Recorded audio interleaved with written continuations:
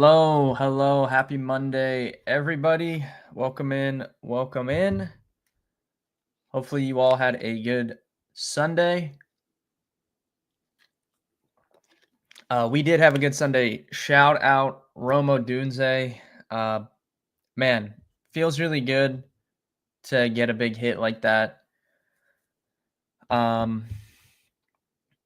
talk DFS on the DFS video when that comes out tomorrow, but nothing really nothing matters when you hit a ladder like that. I mean, just feels really good to get a big hit like that. Been putting in obviously a lot of work, and when stuff breaks your way and goes like that, it feels good. Like on top of the full ladder cashing, hitting that 50 to 1 that I gave out. I think I posted that on Tuesday or Wednesday. I was on that really early, and it just feels good to hit like that. So shout out to Odunze and Jamison Williams for coming through there as well. Ladder Judkins last minute. Yeah, that was definitely a good move, Nathan. He got a ton of work. So we're gonna do the we'll do the game by game recap tomorrow on Tuesday. Since there's 2 games tonight, we will just go through these games and kind of talk through that. If you guys have any questions on anything, if you have anything that you guys like for tonight, go ahead and drop that in the chat. But we'll go through these 2 games tonight, and then tomorrow we'll do the full kind of game by game week 2 recap, and then whatever else we want to get into. The first look DFS video will be coming out tomorrow as well. So 2 games tonight, which I love. I love when there's 2 Monday night games. I think there should be 2 Monday night games every week. I love the 2-game DFS slates. I love it for betting. And I like a lot of high odds touchdown scores tonight. And you guys remember the last time that happened, it was a week ago today.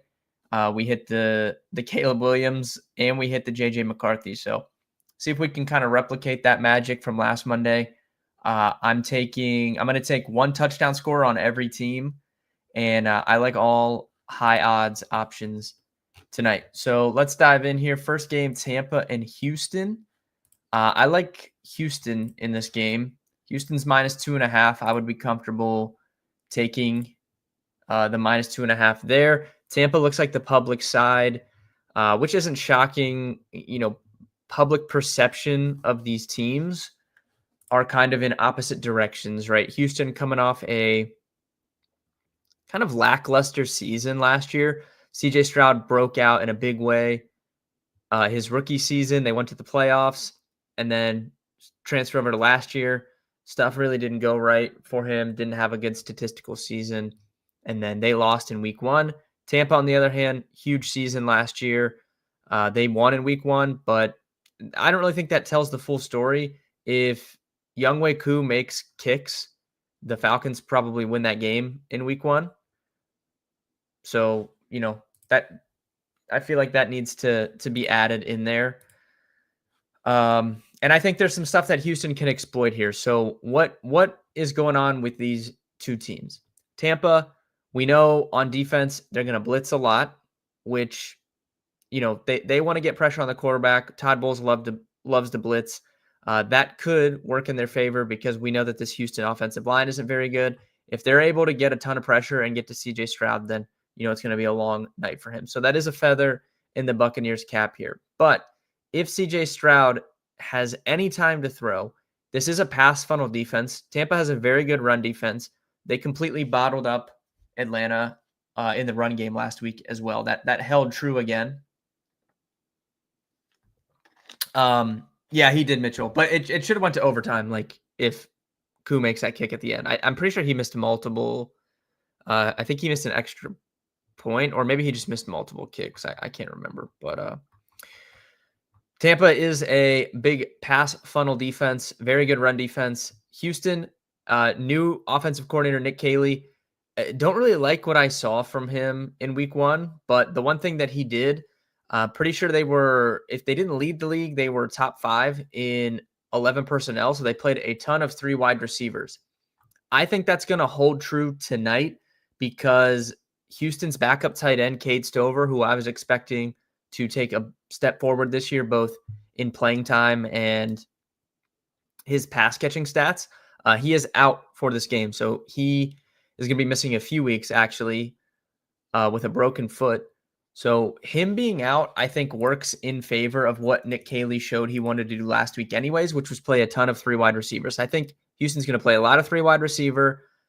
I think they're going to be able to throw the ball if they can give CJ Stroud some time to do so. Now, that would, in theory, mean a big game for Nico Collins. No shocker there. He really struggled in week 1, both in kind of the usage that we were anticipating and what we've seen from him in the past, and his production obviously took a big hit. But this is a really good spot for Nico Collins and CJ Stroud. It's also a good spot for the ancillary Houston receivers. Who is going to take a step forward after Nico Collins and after Dalton Schultz? Because you can pencil in Dalton Schultz. He's going to be on the field a ton, especially with no Stover. So we know that Nico's in a good spot. We know that Cade Stover is going to be out there. They have just kind of an array of guys after that when you think of Xavier Hutchinson, Justin Watson, those veteran guys. And then they have the 2 rookies in Jalen Noel and Jaden Higgins. So who is going to take a step forward for Houston after Nico and Schultz? I have a guy I like tonight a lot for DFS and for prop betting, and that is Justin Watson.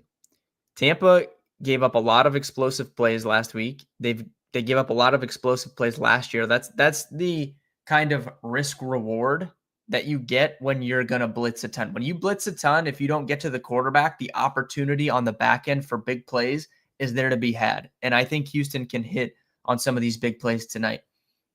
Who that profile is more for between the rookies, I just don't know. Like, I expect their roles, especially Higgins, to grow throughout the season. Will that hold true immediately tonight in week 2? I don't know. I think Justin Watson is going to be out there. We know he's a deep threat from his time in Kansas City. He's very, very fast. And he ran a lot of his routes in the slot last week, which is where you can really, really get cooking against this Tampa defense. So when I think about Justin Watson, over a 56% snap rate for him last week, going to be in the slot, going to be opportunity for big plays down the field. That sets up perfectly for him. He has a very, very low prop line. I think he had over 30 yards last week. Let me see. Let's pull this up.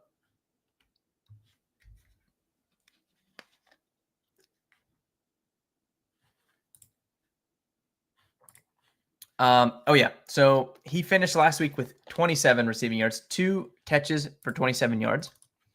His current receiving prop on FanDuel.com is 13.5 yards. Jalen Noel's at 9.5. Hutchinson's at 19.5. Jaden Higgins at 23.5. I feel, and you guys know this is how I play these single games too. When I bet on these guys, Justin Watson is his longest reception is 10.5. Okay. And we did this exact same thing with Juju on that Thursday night game. His receiving line was like, I don't even remember what it was, 23.5 or something. And his longest reception was like 18 or 15 or something. These deeper threat guys, he just needs one catch. Like, we're talking about a 3-yard difference between his prop line and his longest receiving line. He needs one catch to go over that 13.5. If he gets one catch, I would say it's probably almost like 50-50 that it's longer than 13 yards. So we're betting on him basically to get one catch at minus whatever, 112, 110, whatever the receiving line is, when his, like him to get one catch, if you just bet on that, would be significant minus money, considering he's, his line's at over under 1.5 catches. So I like Justin Watson tonight in DFS. I like him in the props market. I'm going to take some shots there. Really, really strong touchdown odds on him as well. Like, obviously, he's not someone that has a lot of touchdown equity, but again, I think they can give up explosive plays. He could catch a deep ball and score a touchdown. We've seen him score touchdowns before in the NFL. This isn't someone that, has like never scored or anything. He has a career. Let's see how many he has in his career.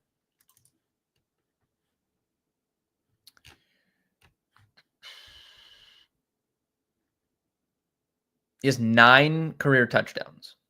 He scored 2 last year and 3 the year prior. So he's 5 in the last 2 years. So he's definitely capable of scoring a touchdown at extremely, like, we don't really ever get, I feel like the way FanDuel prices this stuff, we never get strong touchdown odds like this on someone that I actually like and think's going to be on the field. Justin Watson is 9-1 to score a touchdown tonight. I love that. And, first touchdown sprinkle as well. I'm going to be in. DK has Watson at 15.5. I just wouldn't play it when I know 13.5 is available. I just wouldn't play it. I would try and find a way to get 13. It's 13.5 pretty much everywhere else that I'm seeing. But that's my thoughts on Houston. I think Stroud can have success here. If you wanted to look at Stroud, like passing stuff, I think you could do that. I think he's going to be pretty low owned on the DFS side of things. I think both Herbert and Geno in that late game will be higher owned than Stroud. So I'm a little bit interested. Honestly, I think Baker probably will be higher owned than Stroud too. Maybe that one's 50-50. But I think there's a chance. I just feel like people are more inclined to play Baker Mayfield in DFS. But I could be wrong. Ownership projections currently that I'm seeing do have Herbert and Geno ahead of Stroud, though. So interesting, maybe. Trey, what's up? Interesting DFS play. I think he can have success here. And then I like, some of his stacking options, obviously, as well. I do think it's really tough to run on Tampa. Like I said, I do think we'll probably see Nick Chubb dominate the running back workload once again, but not a spot I'm super interested in. A tough matchup here. On the Tampa side, Houston, obviously very good defense, very good pass rush, which could, give Baker some issues tonight. We'll see on that. Could see Baker taking off and running a little bit more tonight. Wouldn't be shocked. We've seen these quarterbacks running a lot early on in the season. And I'm going to talk about that when we get to the later game. But just on the Tampa side, Bucky Irving had one of the best workloads in the NFL in week 1. I expect that to continue. So if you're playing DFS, I don't really think any of the Tampa running backs are in play other than Bucky. In their passing game area, how much Derek Stingley is Mike Evans going to see? I'm assuming quite a bit.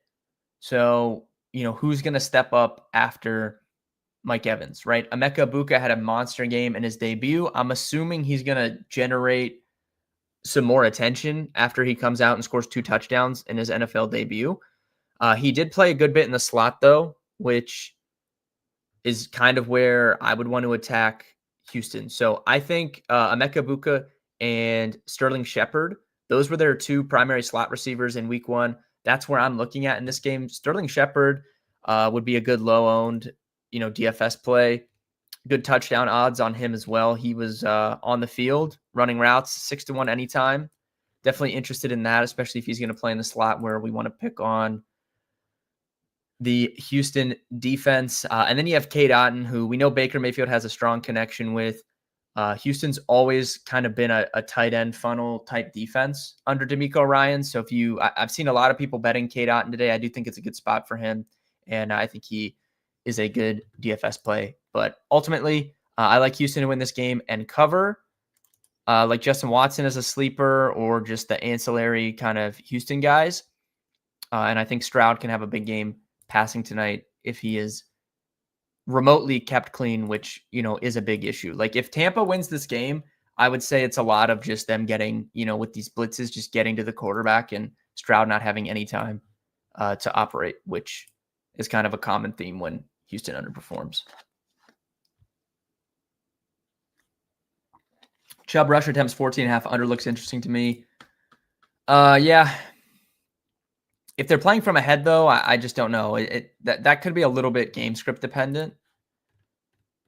As far as the later game goes, Chargers minus 3.5, total 46.5. So definitely some more offense expected here than in the first game. The Chargers, we'll start with them. What to look out for here? Most people assumed that, Melissa, what's up?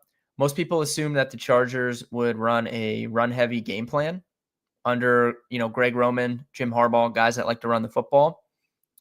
That was not the case in week one. And they went out, they drafted O-line over receiver last year. They went out, they drafted a running back with a high pick this year. So, a lot of people were reading the tea leaves and thought this was going to be a run-heavy team. That was not the case in week one. They were a very pass-heavy team. They were letting Justin Herbert throw the ball. They were calling early down pass plays. They were winning the game, and they were still throwing the ball deep down the field.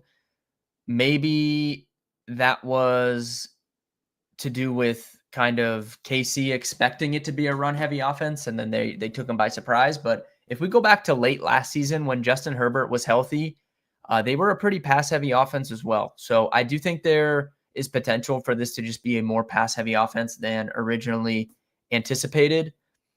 I do think you can pick on the Las Vegas secondary. We saw Drake May beat them deep down the field a few times last week.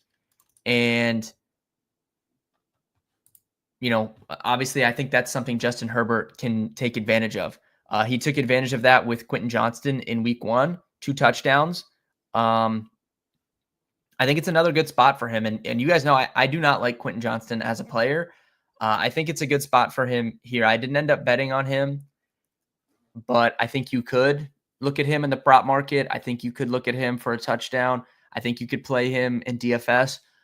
Him particular, not projecting very well and not projected for a ton of ownership either on the DFS slate. So maybe Quentin Johnston, if you're playing Justin Herbert, who's projected to be the highest owned option tonight, is something you could consider. Obviously, you have Ladd McConkey there still. You have Keenan Allen there still. I mean, you guys know how I feel about Ladd McConkey, so I'm pretty comfortable with him. Keenan Allen looked great in week 1 too, though. So, like I wrote here in this blog, if Quentin Johnston is actually going to blossom into an NFL receiver, this quickly becomes one of the better wide receiver groupings in the entire NFL. So I'm excited, for that, especially because when I was a child, I rooted for the Chargers because LaDainian Tomlinson was my favorite player. So I've always had a soft spot for the Chargers. Obviously, you guys know I'm a big Justin Herbert fan. I've defended him throughout the years, and I like Jim Harbaugh as well. So I hope the Chargers are back. I'm going to be rooting for them, and I definitely think they can have success throwing the football tonight. In the backfield, I still think Najee is going to get eased in after missing all of camp, so it should be a heavy dose of Omari and Hampton again tonight. On the Raiders side of things, I'm excited about this spot for the Raiders. So Geno Smith coming over to the Raiders. I think Geno Smith is an underrated NFL quarterback just in general. He's always been underrated. And he, throughout his career, is a much better passer, both metrically, statistically, and just my eyeballs watching it. For whatever reason, he is much better indoors versus outdoors. And if we just look in a vacuum, like let's go to his games last season, right? Let's look at some of his indoor games. So here's how he began the season last year. 171 with a touchdown and a pick through the air. That was a outdoor game. 327-1 through the air. That was an outdoor game. That's a good game. And then a 289, 1 touchdown, 2 pick in an outdoor game. So that's 3 outdoor games to start the season. 171, 327, 289 were his passing stats. 3 total touchdowns, 3 total picks. Then we go to week 4 last year. He goes indoors against the Lions, and he explodes for almost 400 passing yards. Still just the 1 touchdown, but 400 passing yards there. Then we see him on the road at Atlanta, 207 passing yards, 2 touchdowns, no picks there.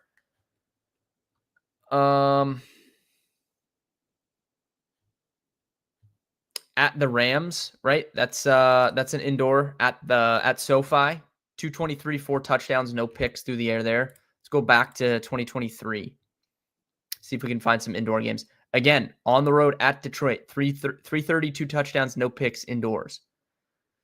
On the road at Dallas, 334 passing yards, 3 touchdowns, 1 pick. He has very, very good passing stats when he plays indoors. He's going to be playing indoors here in Vegas, and that's coming off a week. He had, like, I think this was one of his career highs passing, 364 or 362 rather passing yards last week. That's a very, very good game for him. 1 touchdown, 1 pick. Really, really was cooking against that Patriots secondary.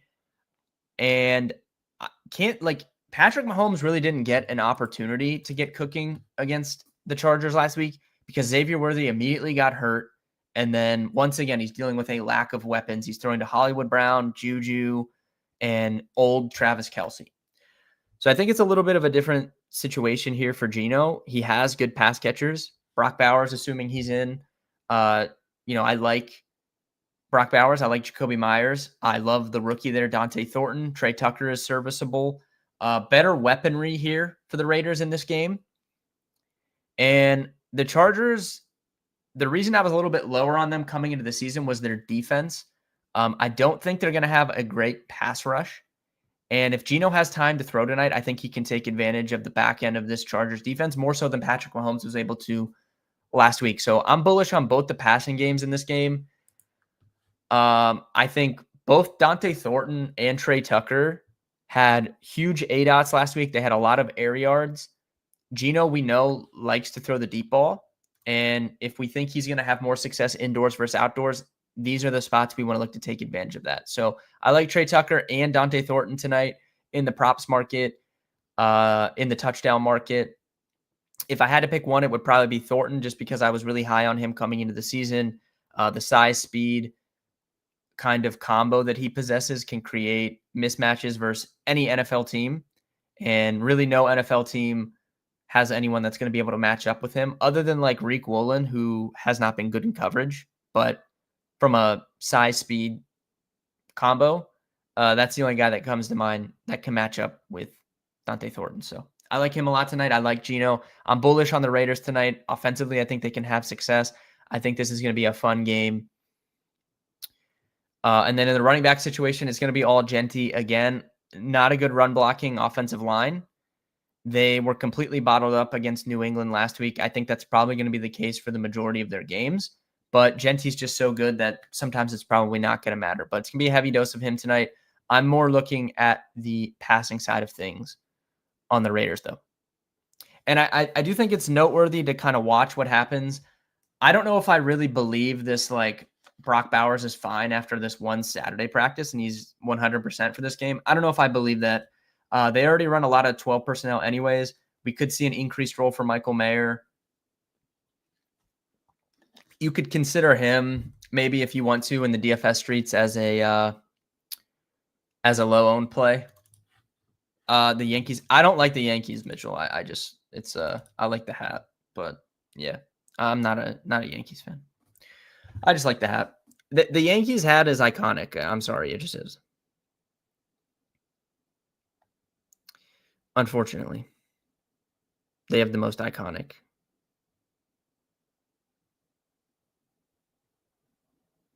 I grabbed Bowers under receptions. Yeah, stuff like that's interesting, Nathan, for sure. I mean, there's a chance he just does not play as much as he normally would. I think that's actually probably the most likely outcome. Yeah, I mean, Mitchell, you know what it is. I'm not a Yankees fan, but it's a cool hat. But I like the black and white. It's got the let me go this way. World Series patch on there. It's pretty cool.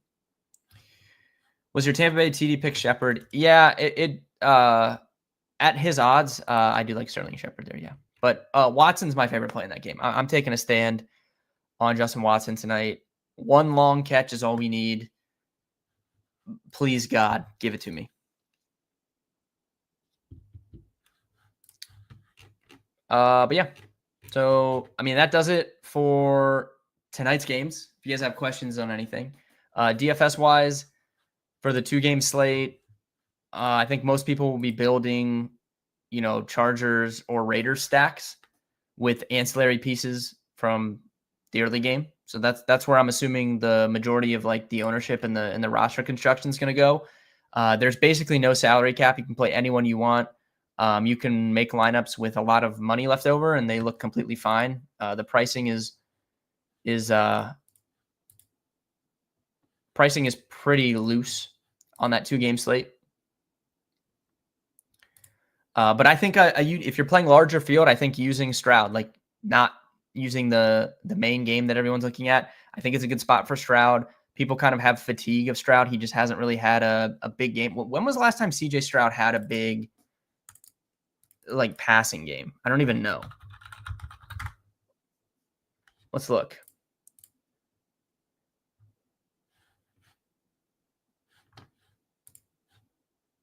So obviously last week, just 188, no touchdowns, 1 pick. If we go back to last season, in the postseason, I mean, even then, 282, 1 touchdown, 1 pick in the wild card round against the Chargers last year. That's okay. And then obviously, predictably, did nothing at Kansas City with the Chiefs winning. But if we look at the regular season, I mean, Jackson last year, week 4 against Jacksonville, he had 345 passing yards, 2 touchdowns, no picks. He then the next week against Buffalo had 331, 1 touchdown, 1 pick. And that's it. Did not just 2 300 passing yard games for him last year. Didn't do it after week 5. So it's been quite some time since CJ Stroud had a like legitimately big fantasy performance. And I think that just holds true with the casual public. Like people have fatigue. They don't want to play CJ Stroud. So this is a good spot for him. If it was like the main slate or even like a 3 or 4 game slate, I probably wouldn't be interested in him. But with everyone focused on this late night game, I think you could look at CJ Stroud in DFS tournaments, and then you kind of know, like, early on, if he's low owned and goes off, like you can really get into some of those chalkier late night plays. If he struggles, then, you can get weird and take some of these like lower owned guys in the late game and just hope that they clutch up for you. But I think CJ Stroud's an interesting way to play tonight. Thornton longest reception over 15.5. I do like that, Trey. But similar to Watson, like his prop line's like 26.5. His longest reception 16. Like if he catches 1 or 2 passes, he's probably going to go over that prop line with how he operates. I think he had average depth of target in week 1 for Thornton was over 20 yards. So you have to think if he catches a pass, he's going to catch that longest reception. Will you be laddering Watson? I am planning on it. Not like I did Rome, but to a smaller extent. I probably will play some Watson ladders. And I definitely bet him over 13.5 receiving yards. Overall, though, thank you guys for tuning in. I'll tweet some picks out later tonight before the game start. Blog is up on the website here, and then I will have a blog up later. That's my top kind of news, notes, and takeaways from the games over the weekend. That'll be up on the Rolling Insights blog as well later. Be sure to tune in tomorrow at 4:00 Eastern. We will do a full game-by-game recap of week 2 and get into maybe like an early look for week 3. And I'm sure we'll have lots to talk about during that recap. But thank you guys for tuning in. Appreciate all the love lately. Look out for some bets tweeted out later. Good luck tonight if you're betting. Good luck tonight in DFS. And I will see everyone tomorrow.